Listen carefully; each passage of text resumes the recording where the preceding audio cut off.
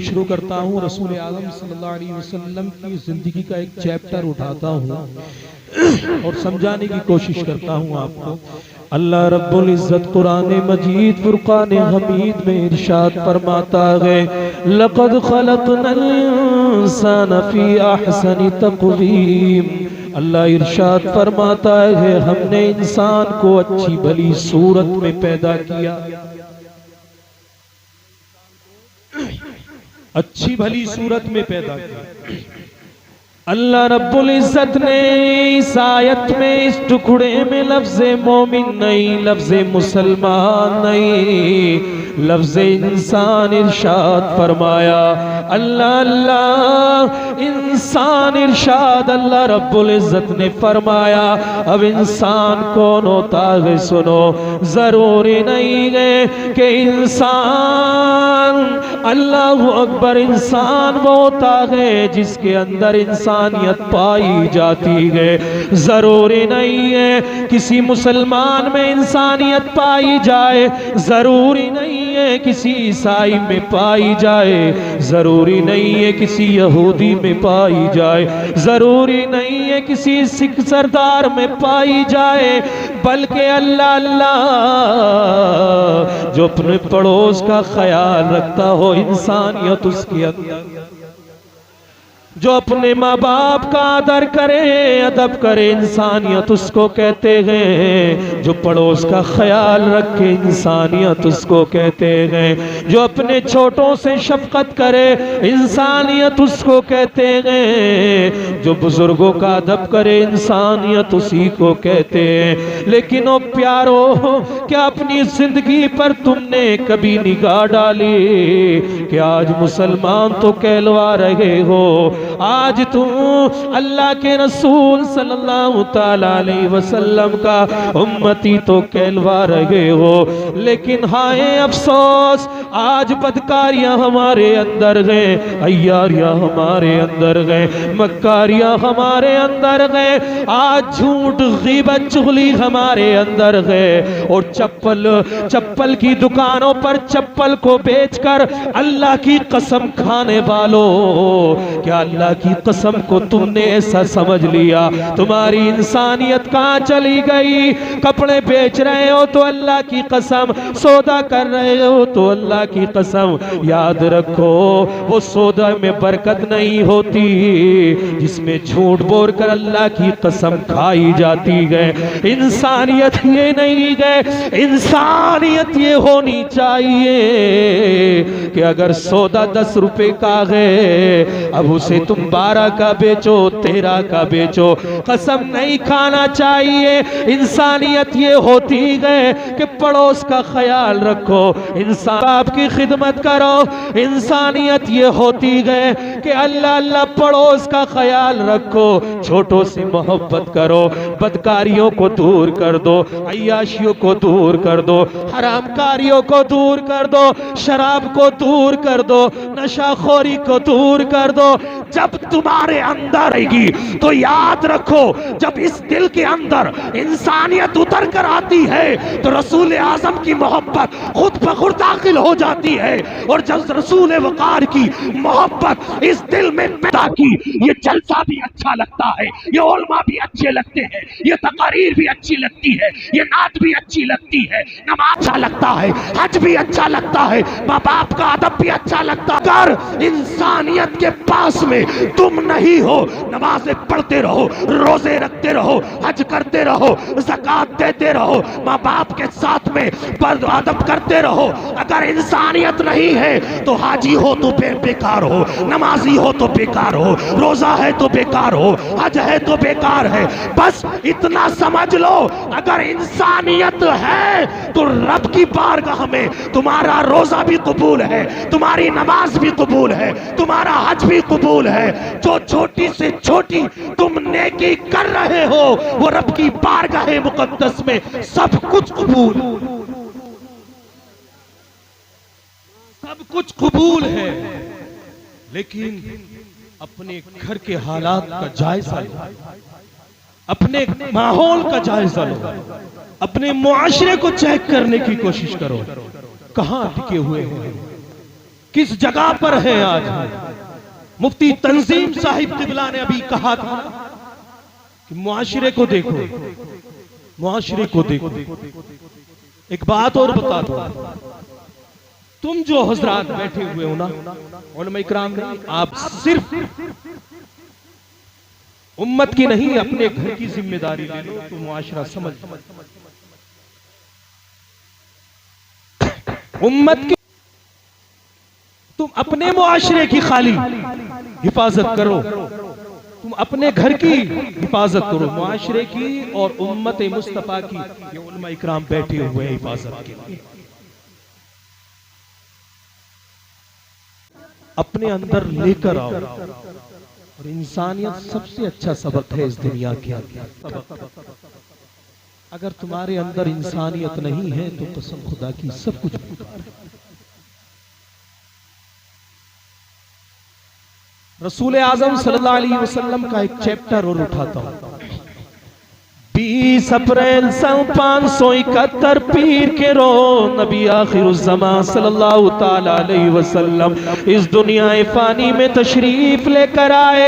अलैहि वसल्लम ने आते ही नहीं फरमाया मैं नबी हूँ, खुदा है, तुम नमाज़ पढ़ना शुरू कर दो।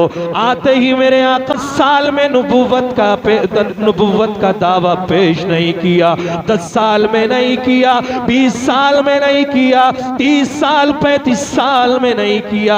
अल्लाह रब्बुल इज्जत ने अपने महबूब को भेजा। ए मेरे महबूब मक्के की, ए मेरे महबूब देख जाकर ये मक्के के लोग अपनी बेटियों को जिंदा दफना दिया करते हैं। ए मेरे महबूब अगर इनकी माँ बहनें बेवा हो जाएं को लूटा जाता है, उनकी किया जाता है, भाग हो गया है। अल्लाह अल्लाह अपने अपने खानदानों को ऊंचा बता रहे। ए मेरे महबूब चला जा, नबी का दावा पेश मत कर, अभी अपना दावा पेश नहीं करना। 30-40 साल तक पहले इनके अंदर पहले इंसानियत पैदा कर दे। तू महबूब फरमा दे कि अगर तुम्हारे यहाँ पर बेटी पैदा हो, अगर तुम उसकी पाल कर पहुंच कर उसकी शादी कर दो तो अल्लाह बड़ा अज्र देने वाला है, उसका बदला जन्नत देने वाला है। अगर तुम्हारी माँ बहने बेवा हो जाए तो इद्दत उनकी गुज़रा कर, अल्लाह अल्लाह दूसरा निकाह उनका। भाई भाई से टकराओ मत, भाई भाई से टकराओ मत, तुम आपस में लड़ाइयां मत करो।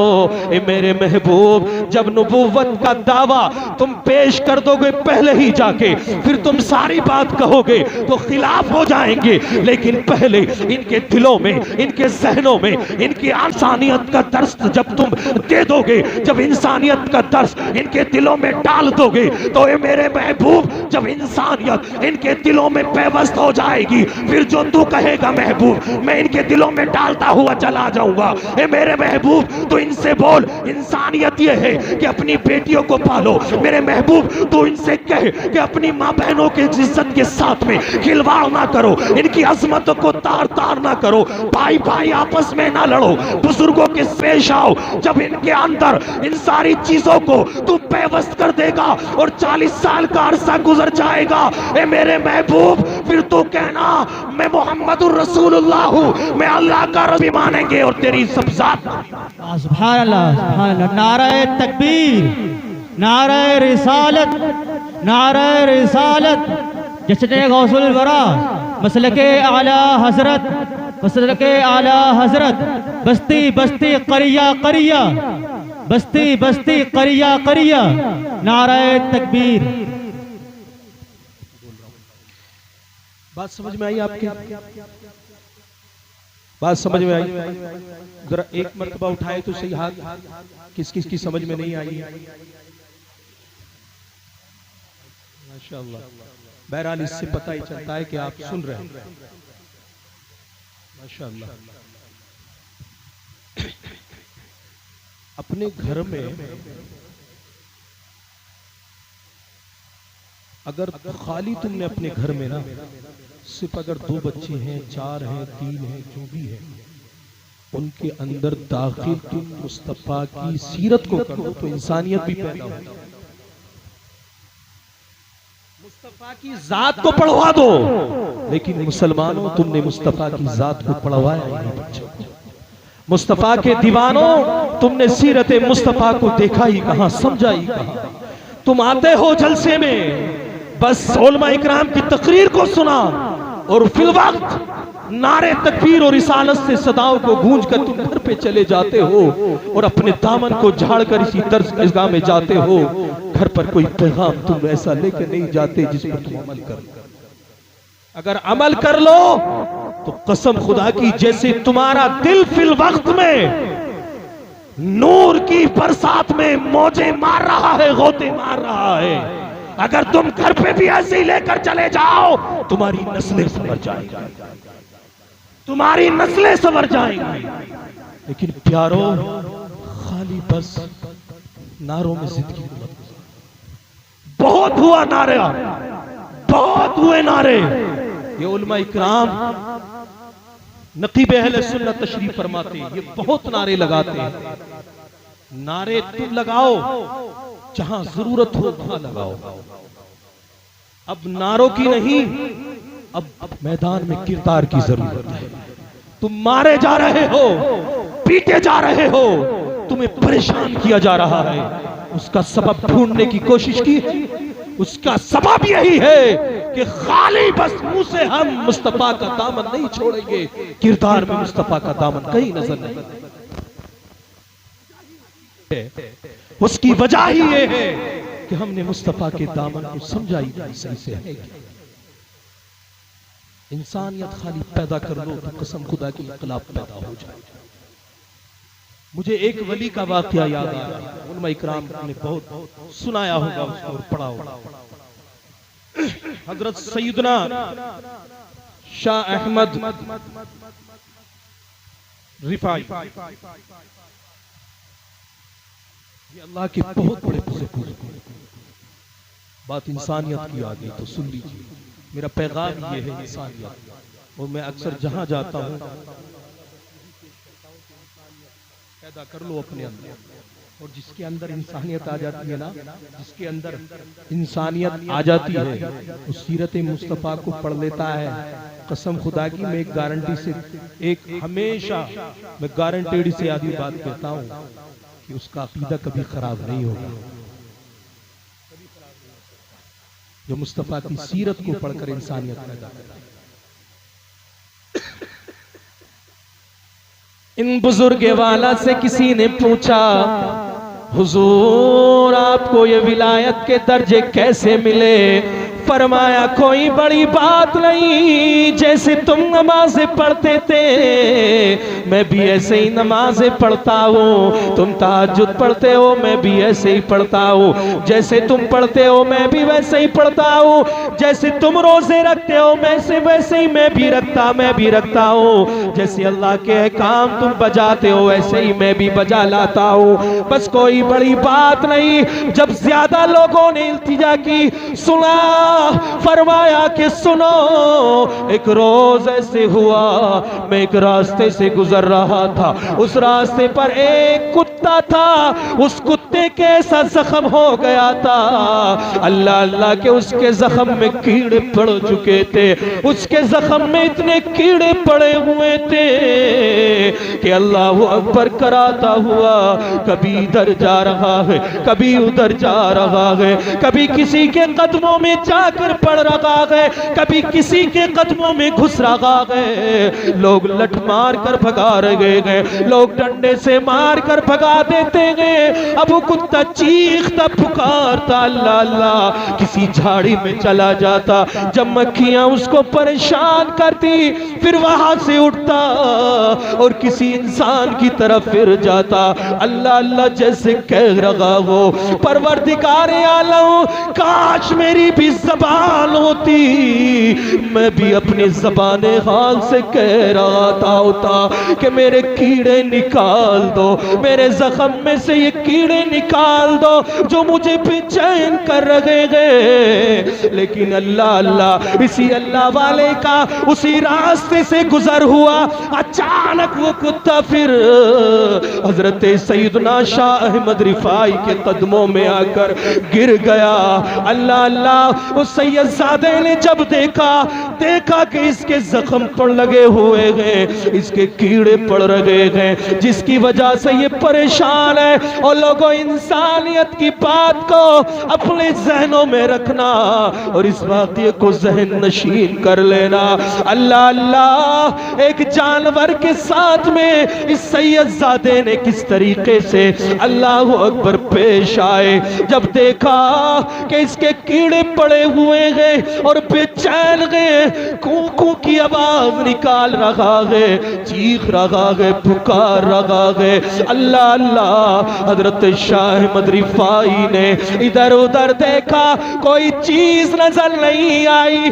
अचानक एक तार पर नजर पड़ी। आप फरमाते हैं मैंने उस तार को उठाया, उठाने के बाद में उसकी एक चिमटी बनाई और चिमटी बनाकर उसके जख्म में से कीड़े बीनने शुरू किए।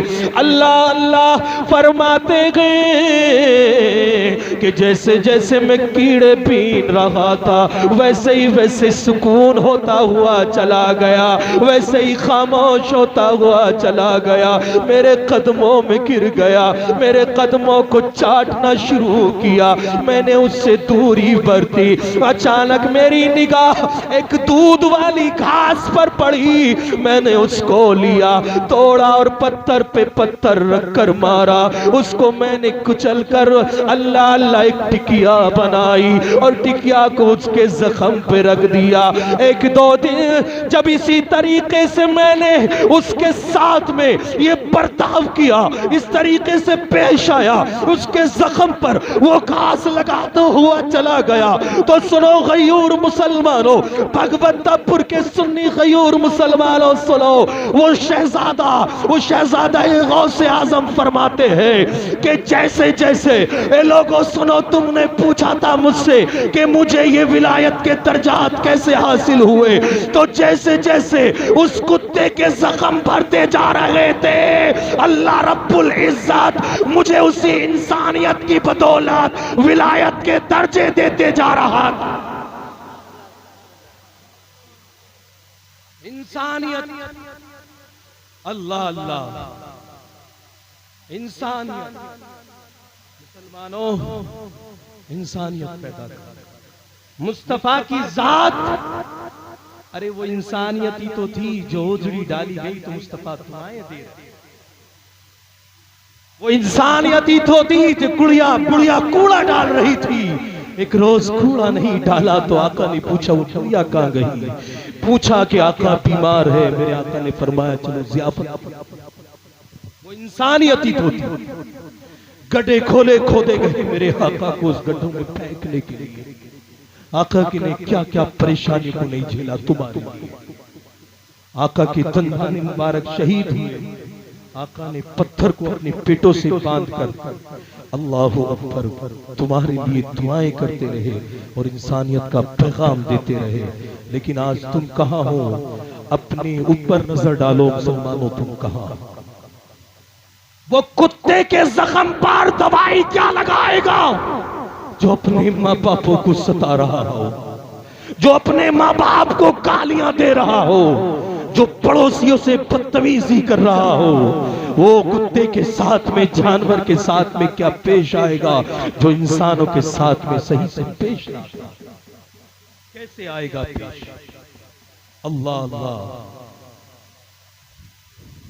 बिरादराने मिल्लत, बड़ा दर्द होता है।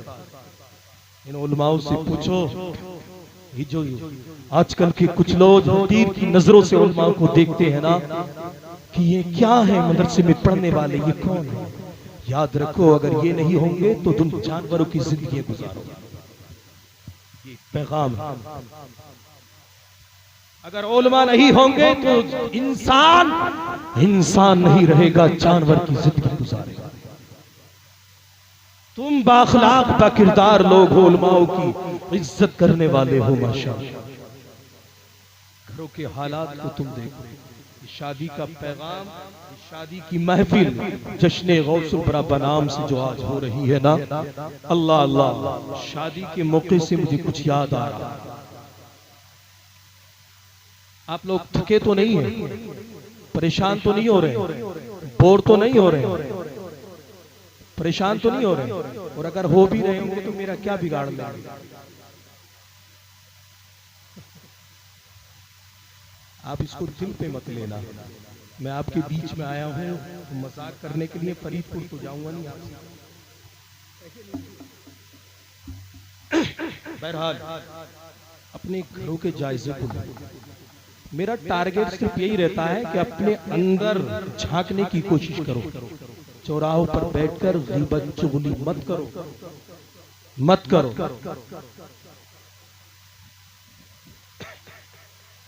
मतलब मुफ्ती तंजीम साहिबुल्लाह बहुत अच्छा पैगाम देकर चले गए, मुझे कुछ कहने की जरूरत नहीं क्योंकि कुछ बचा ही नहीं, लेकिन मैं हजरत की तकरीर में से थोड़ा थोड़ा उठाकर कहीं ना कहीं पेश कर। चौराहों पर बैठकर चुगली गीबत, बात याद रखो, उलमा इकराम बैठे हैं, जानी की बख्शिश हो जाएगी, चुगलखोर की बख्शिश नहीं होगी। ये उलमाओं की मैं बिरादर में बैठकर बोल रहा हूं, अपनी बिरादर में, अपने कौम में बैठकर बोल रहा हूं। जानते हो चुगली गीबत कितनी बुरी सजा है, अल्लाह के करीब सबसे बदतर गुनाह है, सबसे बदतर गुनाह। क्योंकि तुम जब एक चुगली और गीबत आपस में करते हो तो तुम खाली चुगली गीबत नहीं कर रहे हो, तुम एक मोमिन को दूसरे मोमिन से जुदा कर रहे हो। और उस जुदा करना अल्लाहु अकबर सबसे बड़ा कबीरा गुनाह है। घरों के हालात, ये शादी में प्रोग्राम रखा, आज लोग साहब हजरत वाला अपनी बीवियों के साथ में गाली गलौज से पेश आते हैं, औलाद वहीं बैठी हुई है, उसको गालियां दे रहा है, बहन को गालियां दे रहा है और अपनी माँ को गालियां दे रहा है। तुम एक बात बताओ, अगर तुम अपने बच्चों के सामने गालियां दोगे तो तुम्हारा बच्चा क्या कलमा सीखेगा? बच्चा वही करता है जो देखता है, बच्चा वो नहीं करता जो कहा जाता है। और एग्जाम्पल बता दूं, पढ़िए ला सब शहादत की उंगली उठाएं, उठाएं अपनी अपनी शहादत की उंगली को सब उठाएं, सब उठाएं, मेरे साथ पढ़िए, अशहदु अल्ला इलाहा इल्लल्लाहु व अशहदु अन्ना मुहम्मदन अब्दुहु व रसूलुहु। और अपनी उंगली को शहादत की अपनी नाक पे रख लीजिए। ये नाक है भगवंतापुर के लोगों, मैंने कहा अपनी नाक पे रख लीजिए। हुजूरे वाला, इन्होंने मेरे चूल्हे को देखा,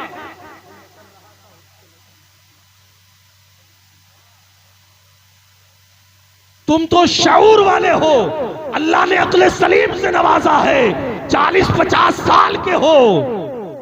जब मैंने बोला कि अपनी नाक पे उंगली रखो, तुमने मेरी बात पे गौर नहीं किया, जो मैं कर रहा था तुमने उसको देखा।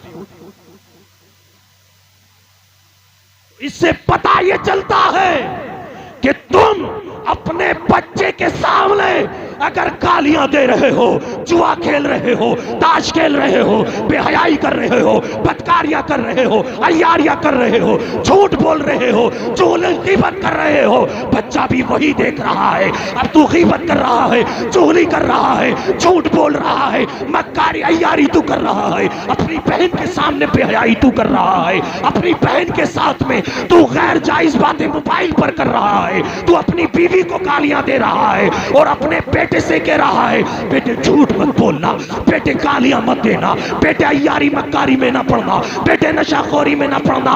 तो तू सबसे बड़ा झूठा है, खुद झूठ बोल रहा है और बच्चे से कह रहा है झूठ ना बोलना। तो याद रख ए मुस्लिम, याद रख, जो तू कहेगा बच्चा वो नहीं करेगा, जो तू कर रहा है बच्चा वही करेगा। अब तुम समझो कि अपने घर के माहौल को जहन्नम में लेके जाओगे या जन्नत में। तुमसे पूछगछ होगी, तुमसे पूछताछ होगी। उलमा इकराम बैठे हुए हैं, तुमसे पूछताछ होगी। क्या पूछताछ? मैदान महशर कायम होगा। अल्लाह रब्बुल इज्जत इरशाद फरमाएगा, तुमने अपनी औलाद के लिए क्या किया, क्या सुलूक किया, क्या पढ़ाया, क्या खिलाया, एक एक चीज का हिसाब व किताब होगा। आज तो अल्लाह हराम से मतलब ही नहीं है, बस कमाना है, चाहे हराम से आ रहा है, 2 नंबर से आ रहा है, कैसे भी आ जाए पैसा। एक नो टेंशन हदीस सुनाऊं मैं आपको, सुना दूं, जरा मोहब्बत से बोले सुभान अल्लाह। मेरी वैसे आदत तो नहीं है कि दौड़ाकर भगाकर और आपके कंधे पर या आपके सीने पर बैठ के हलक में उंगली डाल के कहूं, लेकिन जब दिल पे लगेगी ना तो खुद ही सुभान अल्लाह। तुम्हारा दर्द जो है ना, ये उलमा खूब जानते हैं, इसलिए अक्सर और बेशतर यही हो रहा है। बड़ी अच्छी बात करिए उलमाओं में हुजूर कि आज इस्लाह मुआशरा पर उलमा इकराम ज्यादातर बोलते नजर आते हैं। मुफ्ती तंजीम साहब ने भी इसी पर तकरीर की। ये जरूरी है, बहुत हो गया, बहुत हो गया नारे, बहुत हो गया छक्के चौके, बहुत हो गया गुल्ला, कोई जरूरत नहीं है। जरूरत इस चीज की है, तुम में सुधार कैसे पेश किया। और अकीदा तो तुम्हारा बिगड़ ही नहीं सकता। मैं तो 200 किलोमीटर पर हूं, तुम तो 10 किलोमीटर बरेली से। बोलो सुभान अल्लाह, सुभान अल्लाह, सुभान अल्लाह, सुभान अल्लाह। और 200 किलोमीटर तो छोड़ो, पूरी दुनिया में जिसने आला हजरत को पढ़ लिया, जिसने आला हजरत की जात को पढ़ लिया, जिसने आला हजरत के अकीदे को पढ़ लिया, मैं गारंटी दे सकता हूं वो कुछ भी हो लेकिन गलत अकीदे पर मर नहीं सकता।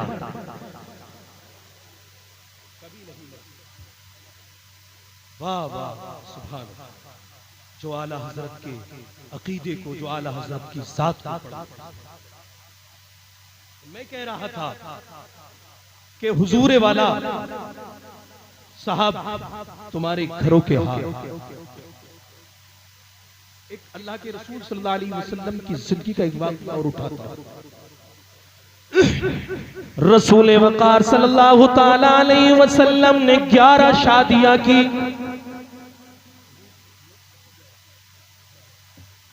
मैं थोड़ा सा कंफ्यूज हुआ, लेकिन मेरी आदत है।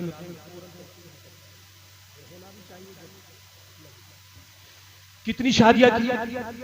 जोर से बोले, कितनी? 11 शादियां। अब इसको सुनकर आप ये ना सोचें या कोई गलत अकीदे वाला या कोई दूसरे मजहब वाला कि अल्लाह के रसूल हैं वैसे और 11 शादियां की। नहीं, मेरे आका ने इसलिए शादियां की, और उन 11 में भी देखोगे तो कोई बेवा है। जी जी, मैं उसी तरफ आ रहा था। हुजूर वाला ने भी मुझे बता दिया। सुभान अल्लाह, बोले सुभान अल्लाह। इंसानियत का सबसे पहला पैगाम रसूल वक़ार ने बेवा औरत से निकाह करके किया। इंसानियत की चल रही है ना, सुभान अल्लाह, बोले सुभान अल्लाह। इसलिए मेरे आका ने एक एक निकाह करके तुम्हें बताया ताकि तुम्हें जिंदगी गुजारने का सलीका आ जाए। तुम्हें शादी करने के बाद में तुम्हें शादीशुदा जिंदगी को गुजारना आ जाए। अल्लाह अल्लाह। एक बीवी का नाम हजरत हफ्सा रज़ी अल्लाह ताला अन्हा, और मेरे आका अलैहिस्सलातु वस्सलाम का ये मामूल कि एक रात एक दिन एक बीवी के पास में गुजारा करते थे। इसी तरीके से एक एक करके 11 बीवियों के साथ में अल्लाह अल्लाह आपने रातें गुजारी, दिन गुजारे। एक रोज ऐसा नंबर आया, हजरत हफ्सा रज़ी अल्लाह ताला अन्हा का नंबर आया। हजरत हफ्सा बड़ी खुश है, रसूलों के ताजदार मेरे साथ होंगे, रसूल ज़ी वक़ार मेरे साथ होंगे। अल्लाह अल्लाह, गुलाब की पंखड़ियों के से होठ रसूल आज़म के, सुभान अल्लाह, चेहरा ऐसा जैसे चांद सूरज नूर की खैरात लेकर जा रहे हो। रसूल वक़ार मेरे शौरे नामदार आज मेरे साथ होंगे। इतना रक्ष कर रही गए, इतना चूम रही गए, अपनी किस्मत पे नाज कर रही है। अल्लाह अल्लाह, जल्दी से गोश्त बनाया, गोश्त को भूना और रसूल वक़ार का इंतजार करने लगी। मेरे आका दोपहर में तशरीफ लेकर आए और लोग गौर से सुनना, दस्तरखान बिछाया गया। रसूल वक़ार सल्लल्लाहु ताला अलैहि वसल्लम ने दस्तरखान पर तशरीफ को रखा। हजरत हफ्सा सब्जी निकाल कर लाई, भुने हुए गोश्त को लेकर आई। अब रसूल वक़ार सल्लल्लाहु ताला अलैहि वसल्लम ने जैसे ही लुक़मा उठाया, अपने मुंह में रखा, अल्लाह अकबर, चेहरे का रंग बदल गया, चेहरे का रंग बदला। हजरत हफ्सा घबरा गई, अर्ज करने लगी, शौरे नामदार क्या बात है, अल्लाह के रसूल क्या बात है, आपने अपने चेहरे का रंग कैसे तब्दील किया, कैसे तब्दील हो गया। अल्लाह अल्लाह, अचानक मेरे आका ने उस लुक़मे को निकालना चाहा, लेकिन बीवी की मोहब्बत, रसूल पाक की मोहब्बत, लुक़मे को बाहर नहीं निकाला। थोड़ी देर बाद लुक़मे को अंदर कर लिया। रसूल वक़ार सल्लल्लाहु ताला अलैहि वसल्लम के चेहरे को देखकर बीवी, अल्लाहु अकबर, आका नामदार की बीवी हजरत हफ्सा, अचानक ऐसा लगा, हजरत हफ्सा घबरा गई, आंखों में ऐसा लगा कि आंसू आने वाले गए। अल्लाह के रसूल ने हजरत हफ्सा को चेहरे को देखा, मुस्कुराहट सुभान अल्लाह आका के रुखसार पर आ गई। रसूल वक़ार के चेहरे पर मुस्कान आई। वजह क्या थी? लुक़मे को रोकने की वजह क्या? इतनी तेज उसमें नमक था, इतनी तेज ज्यादा नमक हो गया था। अल्लाह अल्लाह, कि अल्लाह के रसूल सल्लल्लाहु अलैहि वसल्लम ये सोचने लगे कि इसे बाहर तो निकलूं या अंदर तो निकलूं। लेकिन अगर तुम होते ना तो 4-5 तो उसके थप्पड़ मार, गालियां 10-20 अलग मोटी मोटी सुनाते। मैं भारत से आया हूं, हारा थका और मुझे खाना भी सही ना मिला, लातों से मारते उसको। लेकिन इंसानियत लेकर उठना इस जलसे में अगर आए। अल्लाह अल्लाह, हजरत हफ्सा ने जल्दी से उठकर दूसरा लुक़मा मेरे आका के हाथ में दिया। दूसरा लुक़मा भी आका अलैहिस्सलातु वस्सलाम ने अल्लाहु अकबर खा लिया। तीसरा लुक़मा भी खा लिया। अब जो भुना गोश्त था कटोरे में वो खत्म हो गया। हजरत हफ्सा ने सोचा बहुत अच्छा बनाया है, बहुत अच्छा बना है, बहुत लजीज बना है। आका मेरे शौरे नामदार थोड़ा सा और ले ले, अल्लाह अल्लाह थोड़ा सा और ले ले। जल्दी से लेकर आई और पेश कर दिया। अल्लाह अकबर। आका ने कुछ नहीं बताया, आका ने कुछ नहीं कहा, आका ने न गालियां न थप्पड़ मारा न डांटा, लेकिन अल्लाह अकबर खा रहे हैं। हजरत हफ्सा जब लेकर आई दस्तरखान पर, आका से अर्ज किया, आका नौश फरमाए। ए हफ्सा तुम भी खा लो। आका मेरा नफली रोजा है। आका अगर आप कहें तो मैं नफली रोजे को तोड़ देती हूँ। आका ने फरमाया नहीं हफ्सा तुम रोजा मत तोड़ो, तुम इफ्तार कर लेना। अल्लाह अकबर। हजरत हफ्सा ने देखा आका नौश फरमा रहे, खाना खा रहे हैं। हजरत हफ्सा ने सोचा आज मौका है कुछ मांग लिया जाए, आज मौका है कुछ ले लिया जाए। जाए। आज मौका है, क्योंकि रसूल वक़ार की जिंदगी जिसने पढ़ी है वो ये देख ले और ये अगर बता दे कि अगर कोई मंगता मेरे आका की बारगाह में आया है और आका ने ना कहा हो, कोई ऐसा वाकया ही नहीं है जिसने रसूल से मांगा और मेरे आका ने ना दिया हो। सुभान, बोले सुभान।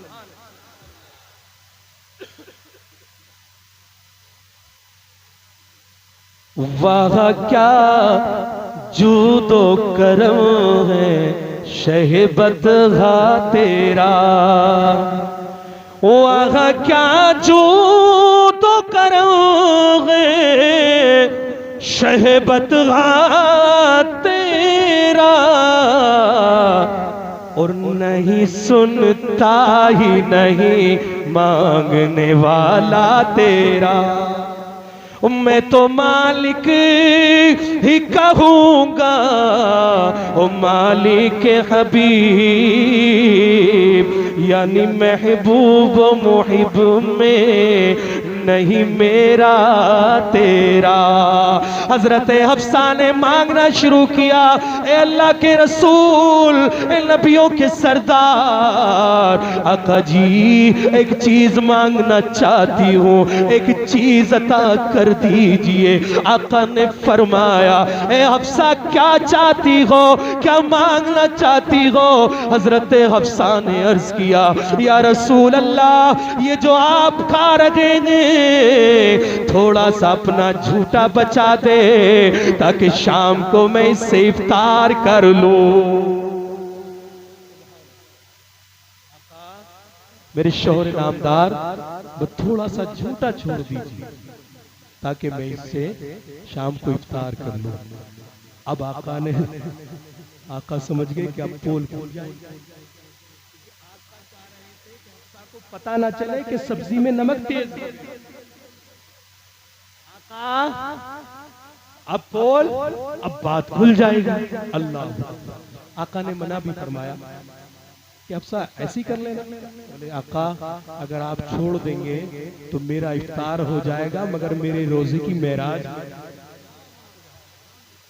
क्या मेरे रोजे की मेराज हो जाएगी?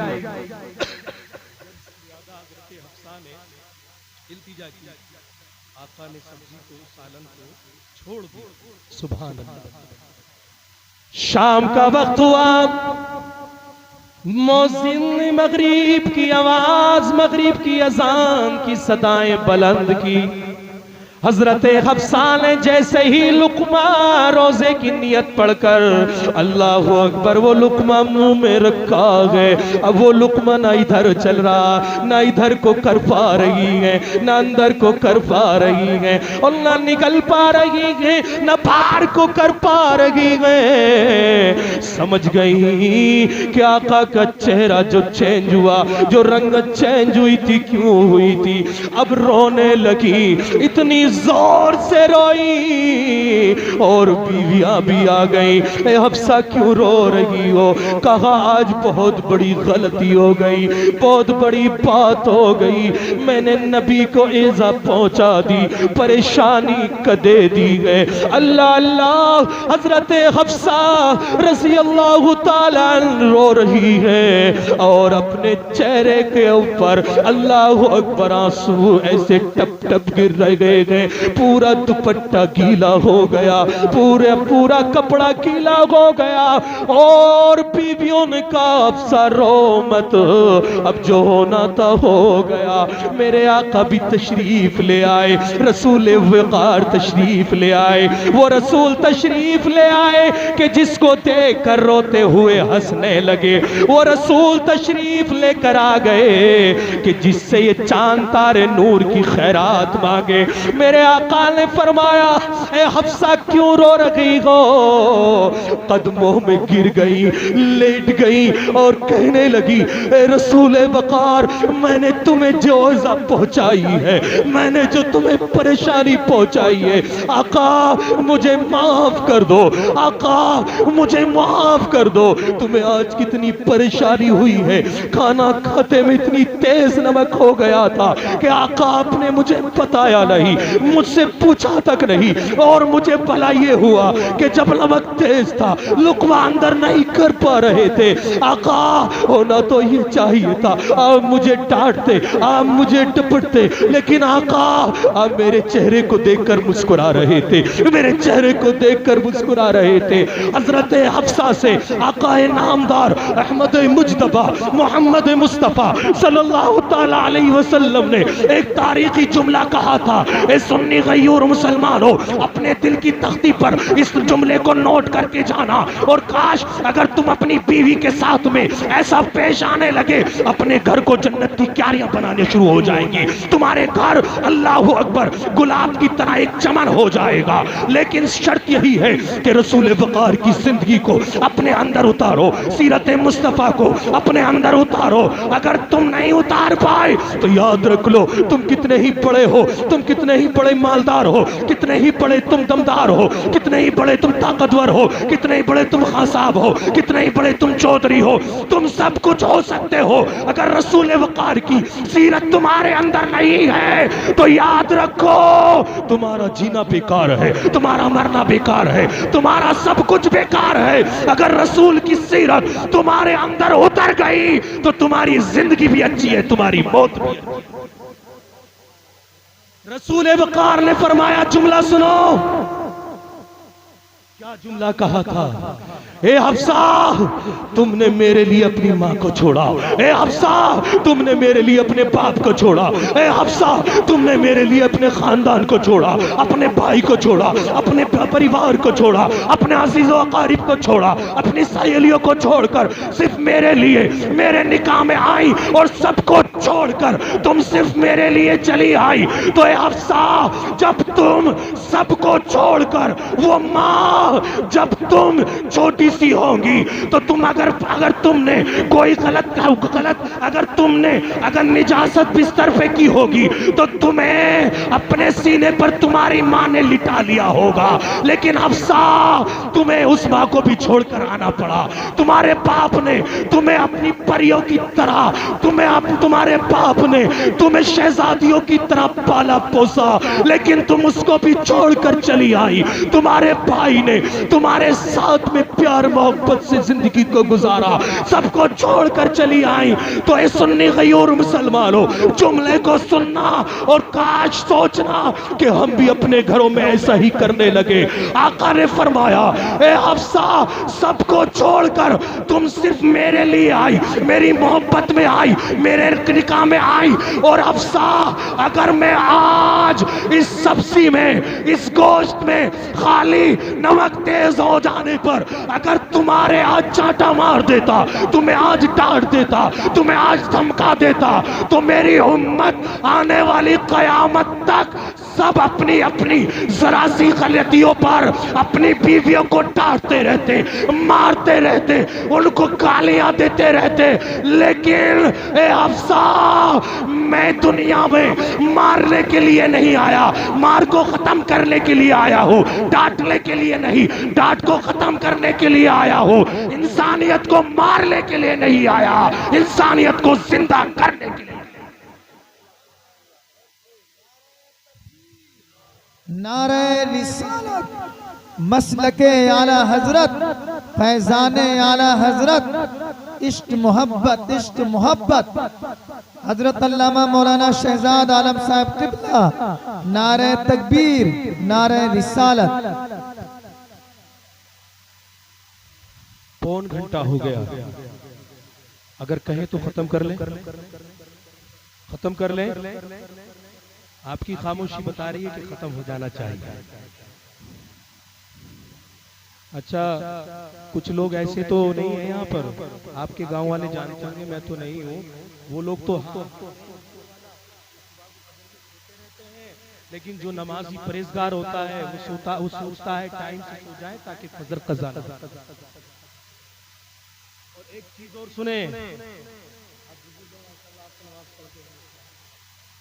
है कि नहीं, हमारे बुजुर्ग जब ऐसे स्टेज पर बैठे हुए होते हैं तो इनसे भी हमें फैज़ मिलता रहता है। सुभान अल्लाह। ये तो सीमापुरी में रहते हैं, आप जमुना के इस पार रहते हैं, हम जमुना के उस पार रहते हैं, आप दिल्ली के इस कोने पे हैं, हम दिल्ली के उस कोने पर हैं, लेकिन दिलों के तार जुड़े हुए हैं। सुभान अल्लाह। और ये आला हजरत की देन है, दिलों को तार ट्रांसफार्मर है वो आला हजरत है। सुभान अल्लाह। सप्लाई वहीं से हो रही है। सुभान अल्लाह। मैं एक हदीस शरीफ पेश कर रहा था, भूल गया था, मैंने कहा था एक टेंशन फ्री हदीस शरीफ बता दूं, बोले सुभान अल्लाह। मैंने कहा था चौराहों पर बैठ के चुगली गीबत मत। मुसलमानों मैं गारंटी से कहता हूं हिसाब किताब देना भारी पड़ जाएगा चुगलखोर गीबत मत। और कहते हैं कि हुजूर कहते हैं ये बात सच्ची तो है, ये कहते हैं गीबत चुगली यही तो है, जो बात थी सही उसके पीठ पीछे जो कही जा रही है वही तो चुगली है, और जो बात है नहीं फिर भी कही जा रही है वो तोहमत है।